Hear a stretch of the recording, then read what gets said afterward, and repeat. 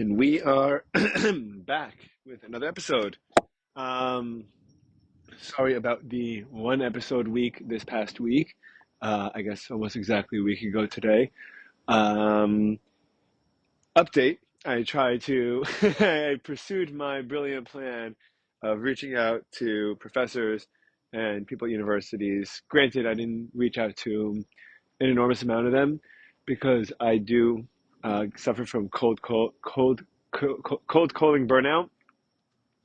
And so after researching and spending hours, funding professors in the area, or professionals in the area, and then cold emailing them and crafting the emails and trying to make them individual as as individual and also not as spammy as possible, just to make myself seem like which I really am, but someone that's just genuinely interested in talking to them and learning about what they do. I got one professor who reached out. I was like, I don't know who you are. You don't go to any school I've ever been affiliated with, so I don't know why you're reaching out to me. Um, but that's a response, and I will respond to him and say, I know I'm not, I know I'm not a student. I was just hoping that you seem like you're an enormously successful musician. This guy's a musician, and I would just love to hear about your experiences one time, talk to you about it. So not high hopes. And then the rest of the week, I had to one of those weeks where you balance the rest of the things that I have to balance in my life took a little bit more priority. Work took a little bit more, I don't know, priority. Just because things were more urgent and needed me more to be active, in person, engaged, and I did not have the time I feel to really get sit down and be able to sit down with someone and record a good episode. I probably could have, but I was using a lot of the time that I would ordinarily scrap together to get a guest on. I was using that time to research, and then yeah, so that's gonna happen. It's all about moving on. I was just listening to. I don't actually know anything about either of these guys, which is kind of making it fun to listen to. But I was just listening to a podcast with Theo Vaughn and Mr. Beast, and I've heard of Mr. Beast's name before. I haven't seen any of his content. I think he's really, really, really, really cool. I think that he represents something really interesting that I wanted to talk about. But I guess we'll go full circle and end with him. I think. Um, and Theo Vaughn, I don't know anything about either. I kind of know. I've tried watching his stand up. It was a little unnerving to me, I think. And then I listened to obviously his podcast with Trump and JD, and they were really interesting. And what a also such a unique guy, such like a guy that's so clearly and definitively himself. It's very interesting to listen to the way that he thinks and to hear him make conversation. And I would be so curious to sit down with him, or at least just kind of get a timeline of how he was able to make it in the way that he did, because I think it's awesome. I think it's awesome that he's kind of like awkward, not really sure what to say, where to put his words, and what the appropriate context or word use is, and he just always seems confused about that. And in a sense, wholesome and not harmful and manipulative kind of way, which is really interesting because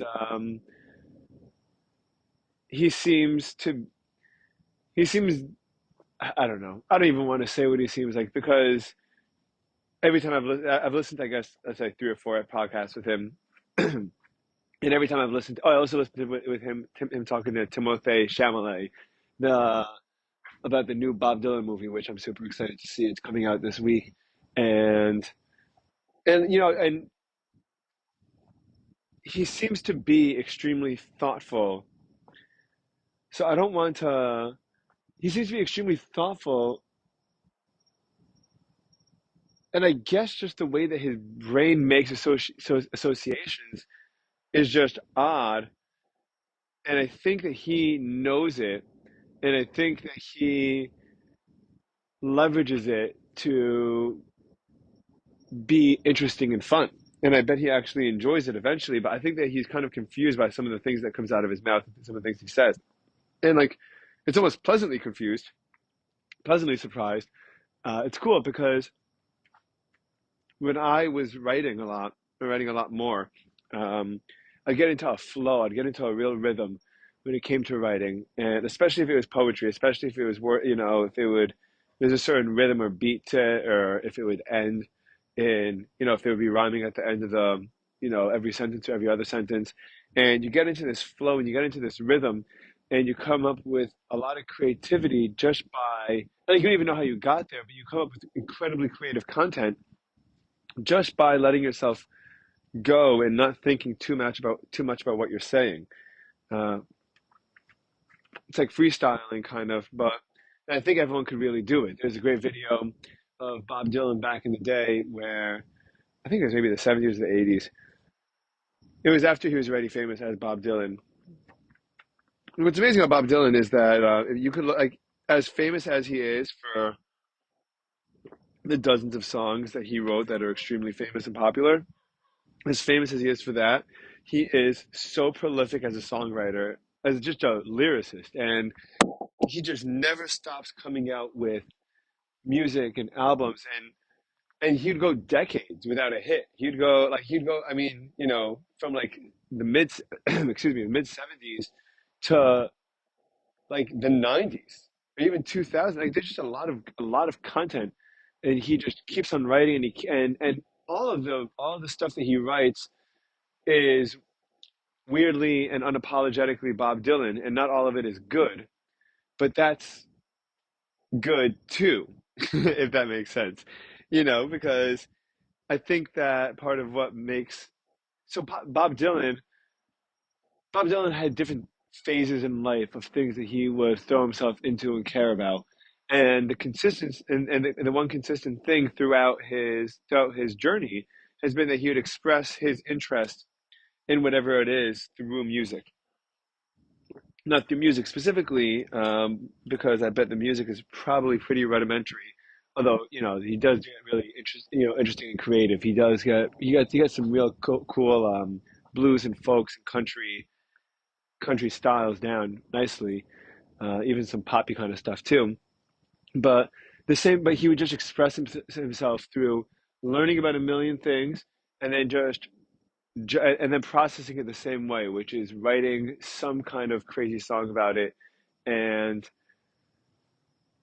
I mean, and then you're gonna have, and then it's also it feels like it's a similar formula to what would be like Netflix's formula for success or any streaming service, which is that you're gonna have a potential to have 1,000 different people listening to your music, and not all 1,000 are gonna like folk music. They're not gonna like folk Bob Dylan, or they're gonna like electric Dylan, or if someone's religious, they'll like his religious phase that he went through. I think was in the '80s or the '90s, and if they're all about civil rights, they like the '60s and '70s music, and if they like, so whatever phase he was going through at the time, he would just process that through it, and I'm sure that he'd get an audience. And I don't know if he got an audience because his name is Bob Dylan, or because there are actually cult fans that as he was putting out albums every year after year after year after year, that they would just keep on, someone would just find a new Dylan album, and then it would speak to them, but it would be in a very obscure kind of manner and a very obscure topic. So I feel like Theo Vaughn's brain works the same way, that he processes like everything in real time with his mouth. Bob Dylan could improvise rapping.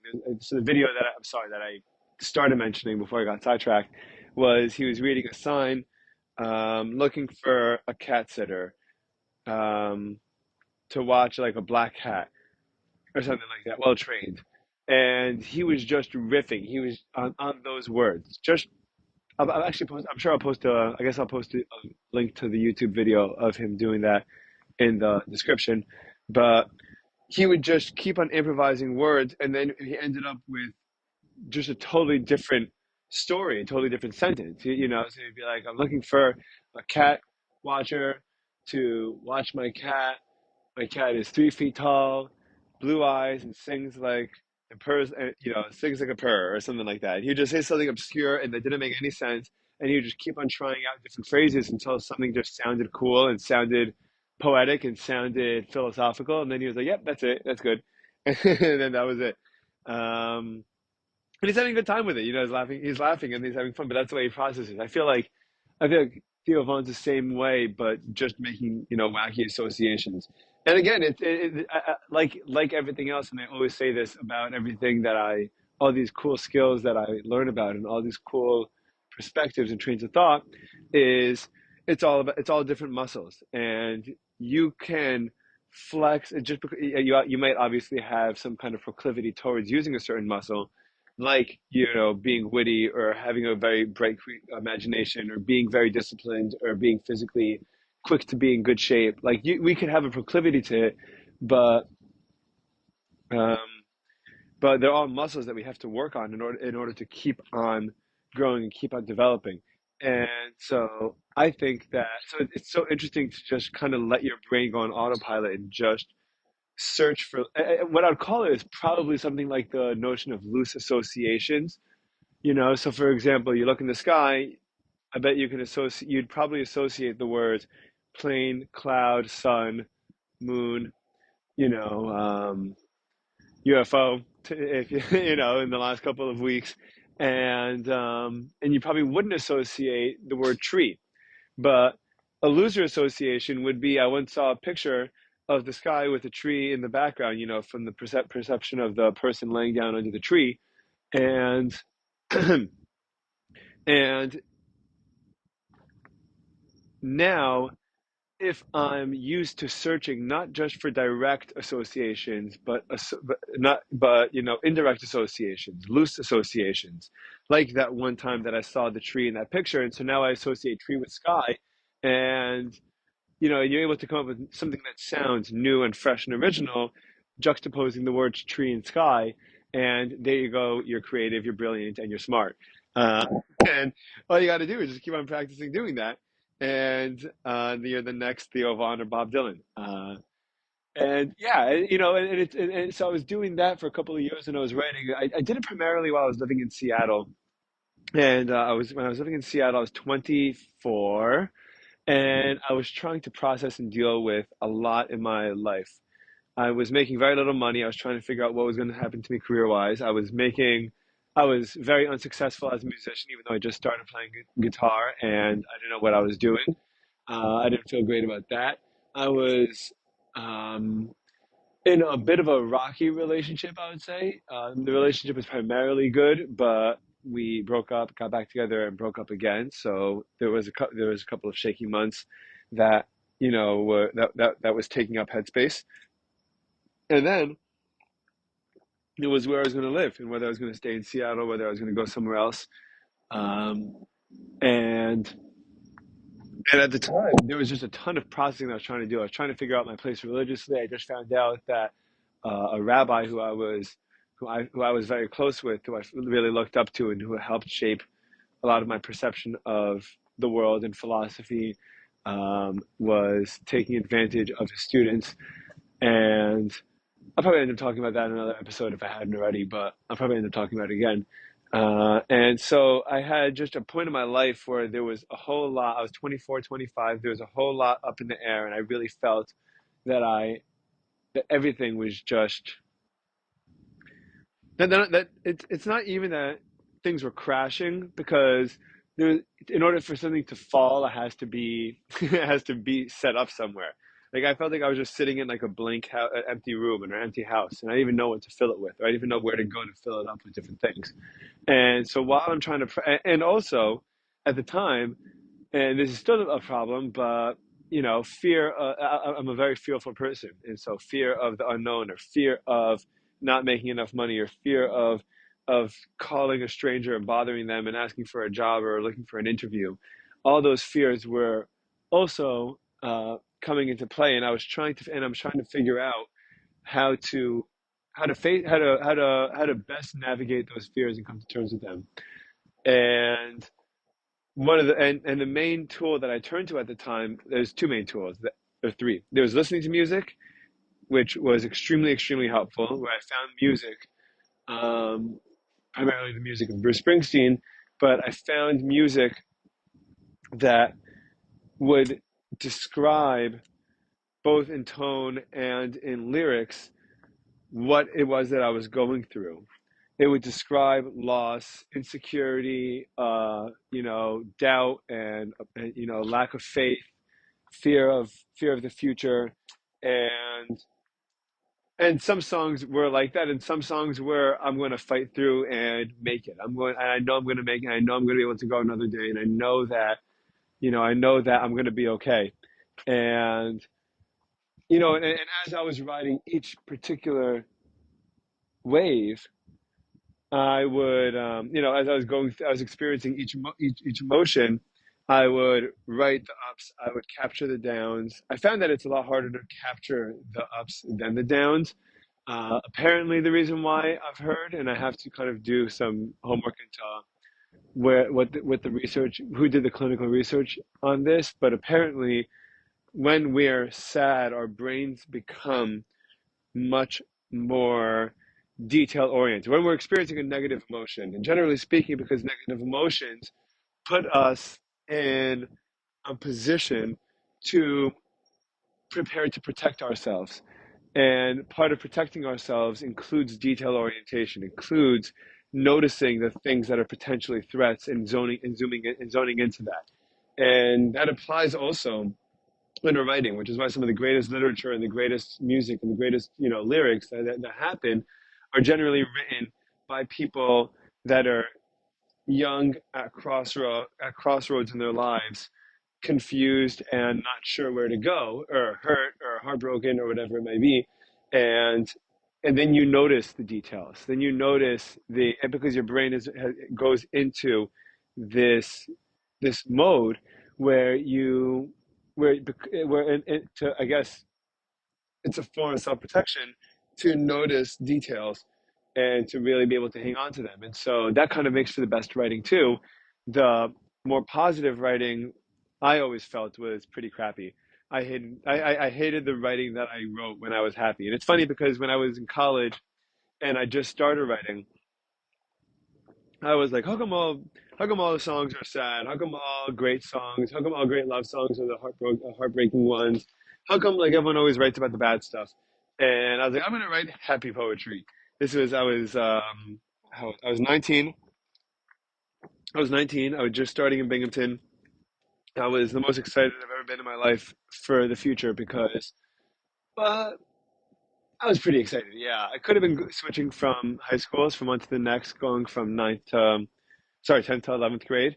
But when I got to have a 2.5 gap or 2.5 year gap where I went from being a high school senior, not getting accepted to any colleges, to being in Israel for a year and a half and not having any plans for the future, to go to community college and not being sure how long I'd have to spend there, and then getting accepted into Binghamton after just one semester of community college. I remember I was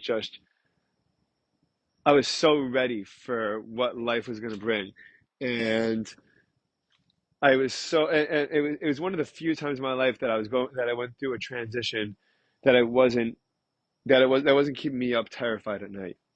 I don't think I was particularly scared to get married either, actually. I think I was feeling much more intentional, and I wanted to be kind of in the moment as opposed to dwell on the moment while I'm experiencing it. I think there's a big difference because in that particular case, in the case of getting engaged and married, there's so much that requires your immediate attention and your immediate investment that the amount of pleasure you're going to get from that experience, because the whole thing is so crazy and such a whirlwind. At least for me, it was, because I dated for 3 months, then I proposed, and then 3 months later we got married. So everything moved pretty quickly. Dating at first moved very quickly. Getting the ring moved very quickly. The engagement moved quickly, even though probably slower than I would have liked. And then, literally 7 months after 7 months after our first date, we were married and moving down to Florida. And so I look back at that experience now with a tremendous amount of fondness. At the time, I was just in go mode, I think. But I do like to sit and appreciate, what I would call, it's like the famous Office expression where it's the end of the show, and Andy Bernard, who's one of the main characters, says the famous line, "I wish I knew that we were in the good old times while we were living it." And I'm pretty good at appreciating that I'm living, different points in my life are the good old times. I'm pretty sure I'm pretty good at that, but in that particular case, it was more just I know there's going to be the good old times, but I just have to get so much done. I have to think so much about everything and make so many decisions that it wasn't just being like, yeah, I think it's true. I think it's mostly true. Uh, I think it's mostly true. So I got to college, and I'm so excited about school, and I take this class, and I'm like, I'm going to write happy poetry, and my writing was awful. Um, Absolutely terrible. And like it wasn't that it was just it was just cheesy. It was just stupid. It just felt cheesy, and I tried to use some of the tips that my professor had I noticed what other people did with their writing. The professor, the other better students in the class, because I was one of the worst writers, and or the most excuse me, inexperienced writers. And And so I would notice that they would do certain tricks. They would give human expressions to non-human things. So, for example, like a raindrop gleefully soared from my windshield. Like to put the word gleefully soared, you almost imagine like your brain automatically conjures up an image of a happy, of like an animated drop of water with a big smile on its face as it soars from the tip of the windshield wiper into the street, and all that is all very expressive and creates a picture in your head. So I was trying to do that, and I was kind of doing it okay, not too great, but I was doing it okay, and and then I got heartbroken, and I was like, oh, now I see why they say that that the writing's better now. I'm like, I get it. I was sad and I'm listening to sad music, and it's wintertime and it's cold in Binghamton. It gets dark early. And I'm in my one bedroom apartment at night, alone, heartbroken, don't feel like talking to my friends, and I have my computer open in front of me, and I feel myself just like trying to write the pain away and trying to capture that into capture the pain into words. And it wasn't even like a formal heartbreak. I think it was an understanding that a girl that I liked was not ever going to really like me back. And it was just it was just a culminating event, I suppose. I don't even remember what the particular event was, but a culminating event where I felt like, yeah, there's really no chance that there's any future at this. And I was just so sad. And I remember it was so cold and it was so dark, and I was on the floor, and the room was dark. The lights were off. I think maybe I was just writing by a scented candle. I used to have a scented candle constantly lit because the place smelled bad. And I was like, the whole building smelled bad. It wasn't just my apartment.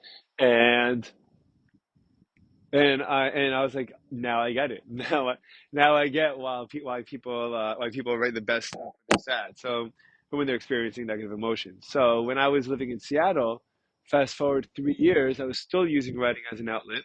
I still do now, but I was consistent. I've been consistently using writing as an outlet, and I'm living in Seattle, and I'm experiencing all this turbulence, all this uncertainty about the direction in which I'm going to take my life, and I'm writing and I'm writing and I'm writing and I'm writing. And I look back at a lot of it and I'm like, where did this come from? I see a ton of influence from the other. music that I've been listening to. For example, a lot of the music would be themed around streets, cars, racing, pound, like heart pounding, very colorful and intense images of the body, metaphors of the highway, of the dark highway being the unknown, and obviously that's enormously influenced, if not completely influenced, by Bruce Springsteen. It's just my own take. I was listening to at the time, Born to Run, the whole album, beginning to end, and Darkness on the Edge of Town, and I think I was just also getting into Born in the USA and Nebraska, which are two albums that came out back to back, and they're the total opposite vibes of one another. Nebraska is actually the album that Jeremy Allen White, I think is his name, the guy from The Bear and from he was one of the brothers in Iron Claw, that movie with Zac Efron about the wrestling family, the Von Erich family. So he's playing Bruce Springsteen in a new biopic about the making of the movie Nebraska. And at that point in his career, Bruce had just he's basically a superstar. He's basically the biggest rock star in the world. Great, incredible singer songwriter. He's about to really hit his peak in '85 and '84, '85, and start selling out stadiums, giant stadiums, in Philly and all over the country, California, Los Angeles, and he comes up with this, and the first thing he does right before that tour is he comes up with just this acoustic album that's recorded on a demo track. And a demo track just means that it has, let's say, three or four different tracks on it, and you can overlay it, which is, you'd play, let's say, you'd play yourself singing and you'd record it, and then the second track would, sorry, you'd start by playing by recording yourself playing, and then you'd stop it, and then you'd do the second track, and you'd hear yourself playing, or you do vocals over yourself playing, and so you would then layer the music, and then if you have a little percussion set or a little bass or whatever, you would just add a couple of notes on top of that, and then you have a completely made album. So Springsteen did that himself, despite the fact he had one of the most popular bands till today, really, the E Street Band with him. And at the time, in 1984, they were top quality musicians. But he wanted to take a turn towards something more thoughtful, a little bit more stripped down, a little bit more authentic. And I think that we all have kind of those two types of moments in our heads. We have those quiet acoustic moments where it's just one guitar, just gently strumming with a little whisper, and then we have the big band moments in our lives where we have you have the saxophone, you have the drums, and everyone's just coming together, and every moment is just so exciting. And his entire life, I think, until that point was that, or at least the previous 15 years, were those big band moments. And I think he needed to acknowledge that part of him. He needed to acknowledge that side of him. And even though a lot of his music that had the big band was not necessarily the most upbeat music, it was always big band music. It was, so even though the topic may have been slower, may have been sad, or about a breakup or a heartbreak or a loss, he really went and searched to strip that down. How did I get to that? Jeremy Allen White. And Jeremy Allen White is playing Springsteen in that new biopic. And I was talking, and so a lot of my writing in Seattle was heavily influenced by that. And now, and I looked back. I remember looking back a year or two after I moved back from Seattle. I'm sitting in a cigar shop, and I'm still doing my writing, but at this point, I'm a little bit less into Springsteen. I can always count on listening to Bob Dylan to give me ideas for writing, because even the albums that I have listened to 100 times, listening to him perform those songs just sets off some kind of creative spark in my head where it encourages my loose associations. It encourages me to keep on coming up with just very, very loose associations. Basketball, like the first thing you think of basketball, net, fish, fish, fish, blue sky. I don't know, just and see where your loose associations can take you. Because if you start the word basketball, it's very unlikely you end up at the word fish. But you could. And so I was looking. So I was so when I was so I was it was about a year and change after I was living in Seattle. I'm writing, and I see what I do sometimes is if I start a poem or a story and I don't feel like I finished it, I'll save it to my computer desktop background, so it's always there, and then it'll remind me and hopefully guilt trip me that I should finish it. And I have a very difficult time actually doing that because a lot of times I can't get myself back in the headspace where I was starting to write from, especially if I was feeling a particular emotion or a very powerful experience at that one point, and then I processed it or moved on or am experiencing something else. It's very difficult to revisit. And I mean, I may have finished a handful of ones that I haven't finished in the moment, but on one hand, it feels like it could kind of be left unfinished because it's just the expression of what I was feeling at the time. On the other hand, it kind of feels almost like you're doing some kind of like weird plastic surgery to the art, because it was his personality, it was his whole life that was based on something, and then now that it's not based on that anymore, I'm going back and I'm changing, and I'm changing the eyes or the hand or the brain of the artist that's coming up with it. I'm just not that person right now, and I'm not in that headspace. Um, but yeah, so anyway, I wasn't even planning on talking about any of this until I did, but um, yes, wow, full circle. So Theo Vaughn. So Theo Vaughn has that skill, and I'm so happy that I was able to go full circle with that. So I closed out. I got Theo Vaughn. I got living in Seattle. I got my the way that I wrote, who I was influenced by, and why or how. I got that that writing when you're in a negative state of mind as opposed to a positive state of mind will probably leave you more detail oriented. Although I bet that playing music and coming up with music when you're feeling lively is probably more a lot more easily successful of an endeavor. I feel like it's easier to come up with positive with upbeat fun music when you're just feeling good than to come up with a really well written poem or lyric or song or story. So I I listened to Tarantino on Rogan the other day, and I love listening to him talk because every single time that he talks about movies, I feel legitimately like I'm listening to someone just talk about the one thing that they care about in the entire world. My friend Guy, who I'll probably sabotage him with it for this in the next couple of days. Sneak peek to a potential podcast with him, but Guy doesn't like Tarantino. He thinks he comes off as condescending or snobby when it comes to his movies, and I don't think so. I think it's really just authentic passion, and it's funny because I was thinking about Tarantino and Scorsese have to be up there with some of the most beloved and appreciated and successful, directors ever, movie makers ever.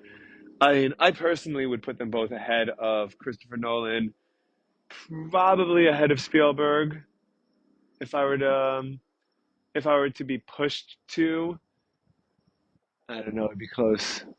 I'd probably put Scorsese over Spielberg. I don't know, but it's funny because because a lot of times, especially with directors, you can kind of see their personalities coming into play and what kind of story they like to tell.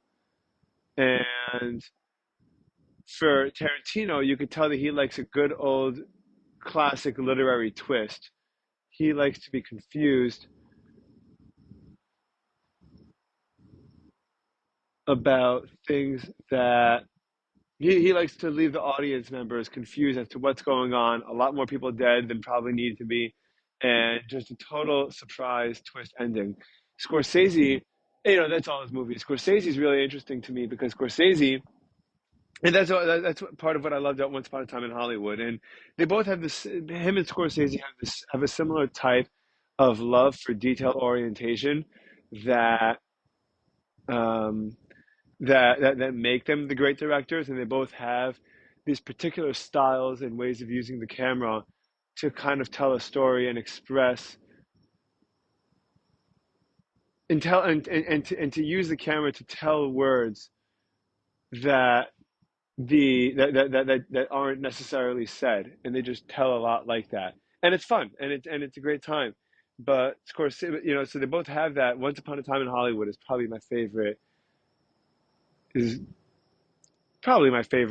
Tarantino movie. And for Scorsese, what I really like about his movies in general, and I read this about him in a book called Easy Rider, Raging Bull, which I'll also post a link to at the end in the captions, because it's definitely a book that's at least worth, if maybe audiobooking, because the book is a little dry the way that it was written, and it might be easier to listen to than to watch. Sorry, than to read in real life. But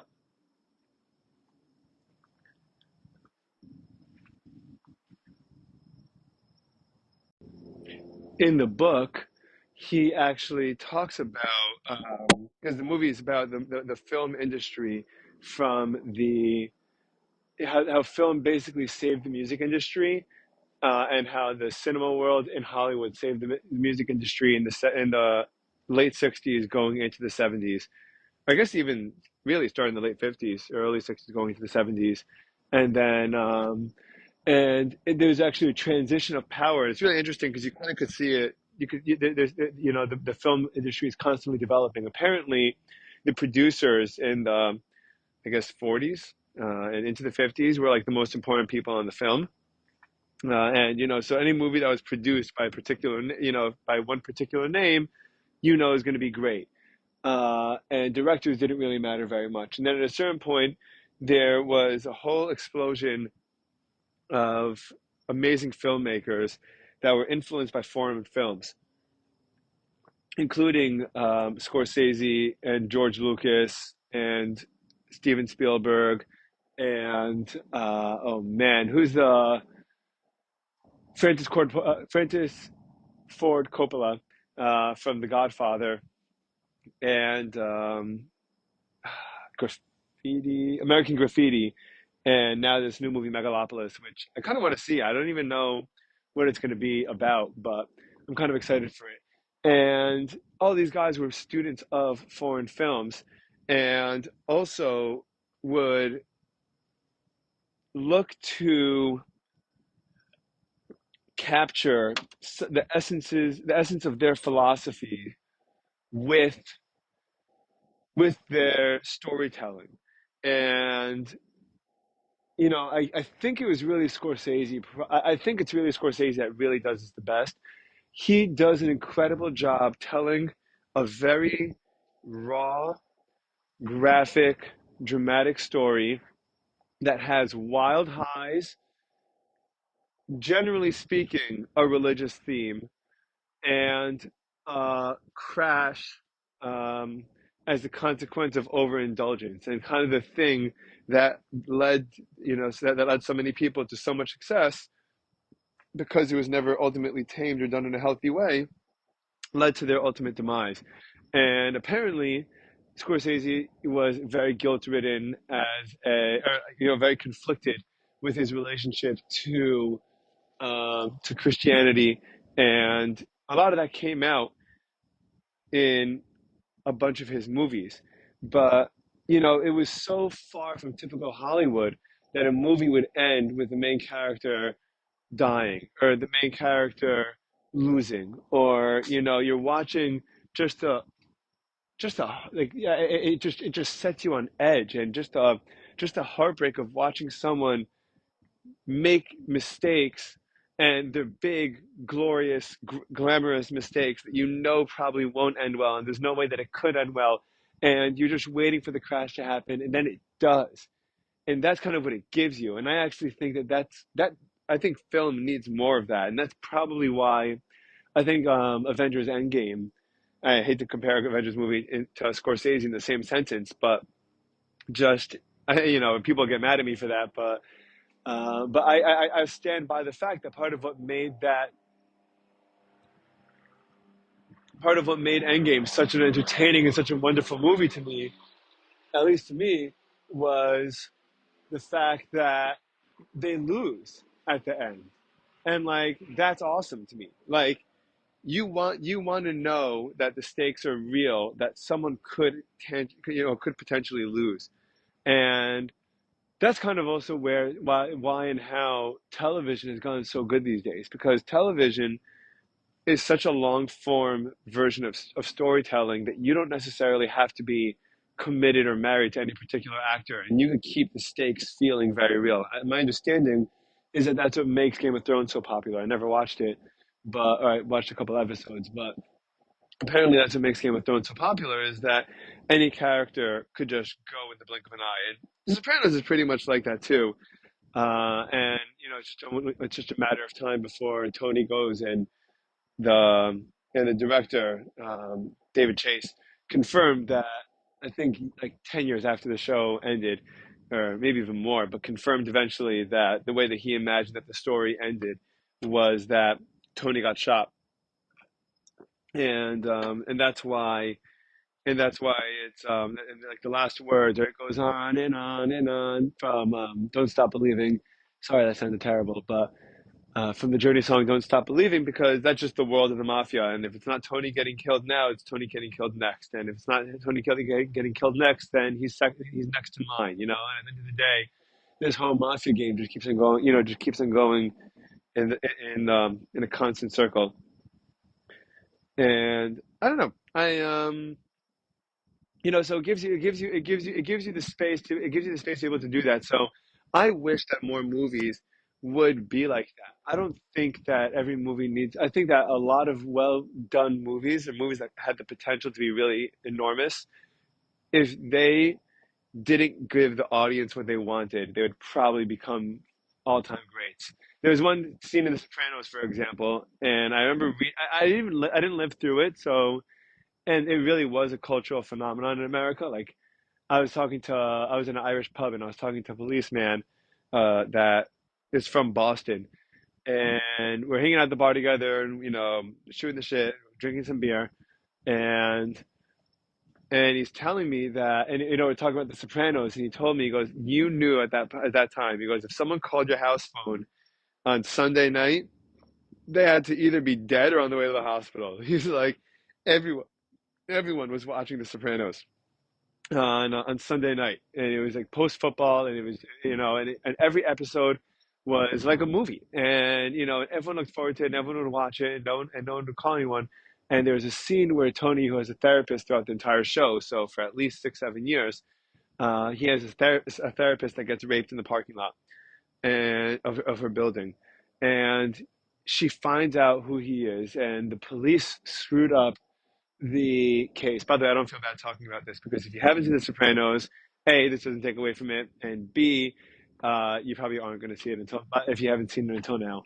But so his therapist gets raped in the parking lot, and she's in a moral dilemma, because she does not look at the way that Tony lives as a mafia boss as obviously a morally appropriate way to live, and she believes in the system, and she believes in justice, and she believes in the law and the right way to do things. And then the law lets her down. And the police officer that arrested the therapist messed up his paperwork, or did something that the police work that processed the therapist rapist's paperwork, did the paperwork incorrectly, and the therapist and the rapist was free to go, and the system failed her, and she was dealing with that the whole episode. She was mad at her husband. She was mad at her friends. She was mad at her clients. And I totally don't blame her. And she has a dream about telling Tony Soprano about the rapist, and just the satisfaction of knowing that he would just rip that guy's head off, and he would just find him and deal with him in his own way. He wouldn't deal with him like the law, take him to court, let him sit in prison, and kill him. And the episode comes to an end where she's traumatized and she's shaking, and she's something crashes, and they're while they're having a meeting, umbrella falls or something, and she jumps, and he's like, "Are you sure you're okay?" And she looks at him, and you can see that she wants with her entire being, she just wants to tell him. And he goes, "Are you okay? Is there anything? Is there anything? Are you sure you don't want to talk to me about anything? Is everything fine?" And she just goes, "No," and that's it. And the crowd and the world and everyone watching that show was like, "What? You have to tell him how we," and especially because what the show is able to do so well, which is so important, is the show is able to create, is able to take the time to create a relationship. You feel like you care about her. You feel like this person, like this therapist, who's such a good woman, who cares for her patients and has her own family and has her own story, and she's navigating her life and her relationship with her kids and her husband, and she's trying to be professional when it comes to dealing with complicated clients, and being a therapist is difficult, and and you want to root for her. You want her to be protected, and she says no, and she's like, "This is the system. If the system didn't work, then the system didn't work, but I'm not going to resort to that. I'm not going to resort to letting Tony do that." And the show rips the life out of the audience, and I think that that's what made it great. That's what makes it great. When when sometimes happily ever after isn't the best storytelling. Sometimes it's okay that things don't end well, as long as they end and you kind of get through it. And you don't have to win every day in every fight. And sometimes the way that you handle a loss is far more important than the win. And so yeah, that was the end of the movie Coach Carter, which I also loved. They didn't win, and what are you gonna do?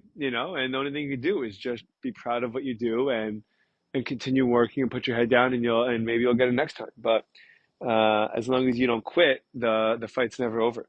So Scorsese does an incredible job just in general, and I was just thinking about that because both him and Tarantino do it, where they don't give the audience what they want. The audience wants X, Y, and Z to happen. The audience, Hollywood expects a happy ending. Hollywood wants wants the audience to feel good the whole time, and to get that ultimate, the ultimate win, and that everything's going to be okay. And I love the people that will say, "No, well, that's not necessarily going to be the case." It was it was considered counterculture. It was considered greatness. I think it's one of the few things in counterculture, I bet, that still remains as part of counterculture today.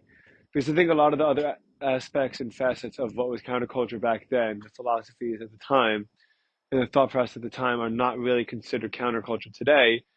Um, but people definitely, there's definitely a shortage of movies that really kind of tell stories like that. I think Damien Chazelle does that pretty well, actually. I think that he's one of the younger variants of that kind of that kind of cool artsy movie director. And I think it's going to be a matter of time before, I don't know whether movies are going to come back or not, and I don't know whether cinema's ever going to be as big again. But I think that it's almost like a responsibility for Netflix and Apple, and Apple's been very good about that. But Apple's been just throwing money at the greatest people and just hoping for hits and hoping for outcomes, and they deal with like A plus talent, or historically A plus talent, and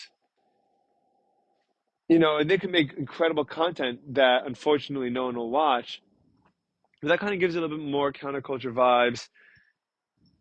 Anyway, but anyway, I think the future of storytelling and movies, because the movie theater industry is not so big anymore, they don't have all they don't have the budget, and they don't have the patience to take financial risks on movies that are dramas and big movies would have been made 20, 25 years ago, like The Departed, or like Casino, or like Good Will Hunting, or Dead Poet Society. They're not sending those movies to theaters anymore, so it's going to be up to the streaming studios to make the real artistic content. And they're going to. And then I was just thinking about this too. Um, then I'll wrap up for the night. But in terms of artistic content, that's just going straight to podcasts, stand-up comedy, and YouTube now. Um,